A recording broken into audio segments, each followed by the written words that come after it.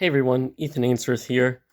Today we're going to be doing an overview of the Star Wars oversized hardcovers, although some might go as far as to say that it's kind of unfair to call them the Star Wars oversized hardcovers, and a more apt description would probably be the Jason Aaron Star Wars oversized hardcovers, for reasons which we'll get into in just a little bit. But here's the basic overview of them. Spines look really nice together. They are in reverse order right now. Front covers. Back covers. Right? So, this will not be a review of the content in the same level as what I would normally do. This is just going to be an overview of the actual product. Although I did finish Volume 1 recently. I read it in 2 days, 3 days, something like that. Which is, like, I could have easily read it much quicker than that because it was just such an enjoyable book. I tried to pace myself, though, so that I would take in more of the details and remember more. But, yeah, Volume 1 is just absolutely fantastic. It's so fundamentally, like, Star Wars-y. There are problems with it. It is a little self-referential, and it gets annoying after a while. That's kind of a problem I have with every Star Wars thing, that aside from the original trilogy. But it's really great. I would recommend at least Volume 1 wholeheartedly. The artwork, at least in Volume 1, is by John Cassidy, and it's really freaking good. And he gets the characters really proper. They look like the actors to a T most of the time. Han Solo and Luke Skywalker tend to vary a little bit in their accuracy. Luke probably varies the most in his accuracy. But Leia looks pretty damn consistent as Carrie Fisher throughout. Now, aside from the art, the actual contents of these books are Volume 1 collects issues 1 to 12 of the series. Volume 2 collects issues 15 through 25 plus annual number 1. And Volume 3, which features the Yodelman, referred to as such because of his unparalleled yodeling skill.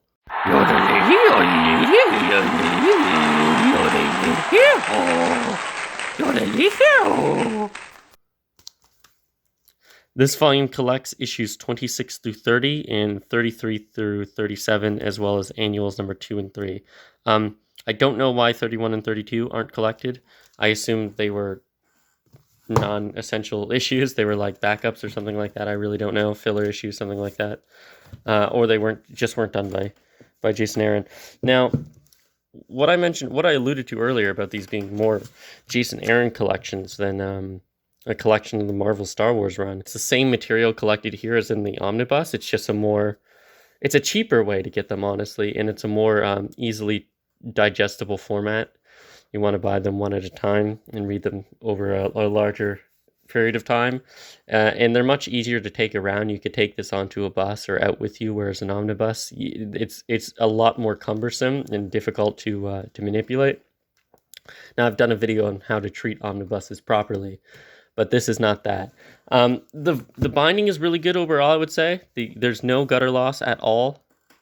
It's really, really, really nice. The artwork is nice and colorful. The paper stock is really nice.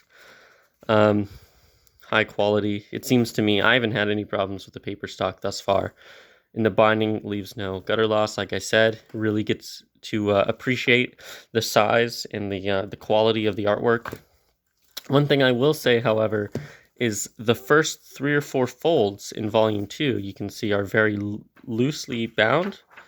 And you can see like more gutter than you should probably see in a book like this. Typically, you can see the leads for the binding. That's not necessarily a problem. I don't think that'll present an issue, but obviously time will tell. I doubt I'll have any problems with the binding in this, despite the fact that the first few folds are a little bit loose. Compared to not dangerously loose, by the way, not like the JLI Omnibus where it feels like it's going to fall apart at any moment.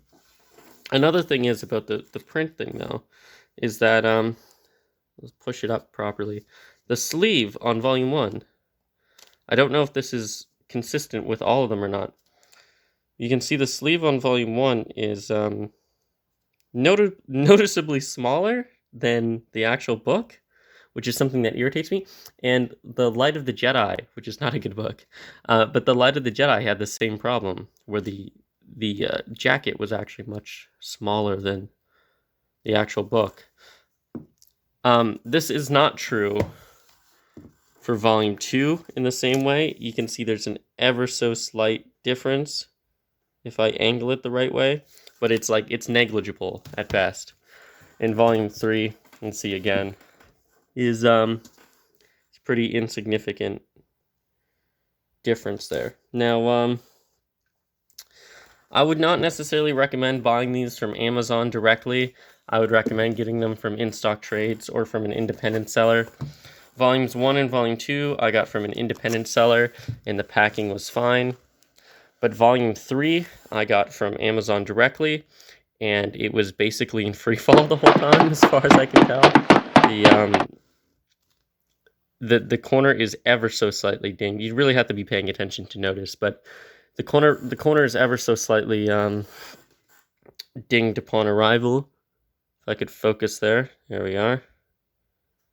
I don't know if you can see that, but that's because it was loose in the box. There was no border, there was no buffer between the top of the book and the top of the box, or the bottom of the book and the bottom of the box, which is a major gripe I have with Amazon. And if you've seen my previous videos about buying books from Amazon, you'll know that I have a real big problem with the quality of my books when I get them from there.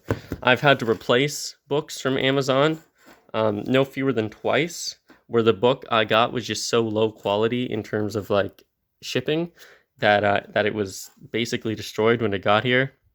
My JLI Omnibus has a little slit here from somebody screwing around with the boxes, opening the shipment, or opening the products at the Amazon warehouse, where there's a clear box cutter slit through the front of the book. A superficial slit, but nonetheless, it's damage to the book. It's damage to the product I'm buying. Why am I paying premium prices, full price for damaged goods, you know? And I have the same issue with my Nightwing Volume 2, I believe it was. Typically, you won't get a lot of that with Amazon, but it definitely does happen. I've got a volume of Spider-Man that was so banged that it got crinkled, and the the thick, relatively thick trade paperback it had a big crunch mark up the spine in a couple of different spots, just because it was so poorly handled. So I recommend not going through Amazon unless you're going through an independent seller. Unless you absolutely have to. If Amazon has an excellent sale on, obviously it's worth the risk. But do note that Amazon makes it a pain in the ass to try to return products. Yeah, those are the 3 oversized hardcovers, sort of omnibus size format, with the exception of length. Now, what I was talking about earlier with the Jason Aaron collections is that these only collect the Jason Aaron material. They stop at volume 3. Now, my understanding of the situation is that when they printed Omnibus 1, which would be this material, they had stopped printing these. So volume 3, as far as I know, is going to be the last volume. So this is the Jason Aaron collection. I don't remember who takes over after Jason Aaron, but my understanding is that will be collected in the second Star Wars Omnibus and not collected in the oversized hardcover slimmer volumes. Now, that's not necessarily a problem. If you have 3 oversized hardcovers and an omnibus next to each other and they're sequential, then it'll look fine, and you know it'll be a flawless transition.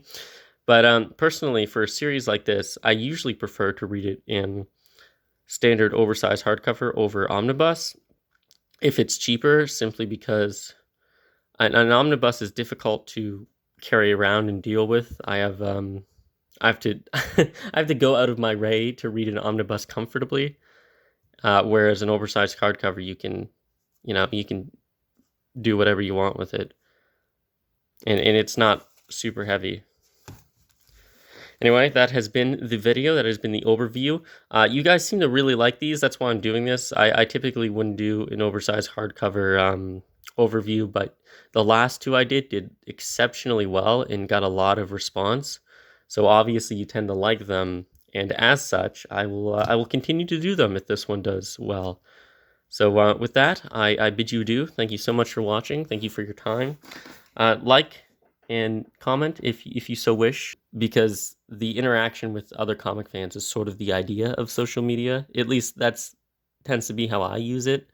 So if you have any comments or any information to help supplement what I said here, that would be highly appreciated. Subscribe if you want more, and if you don't have to. I'll catch you guys later.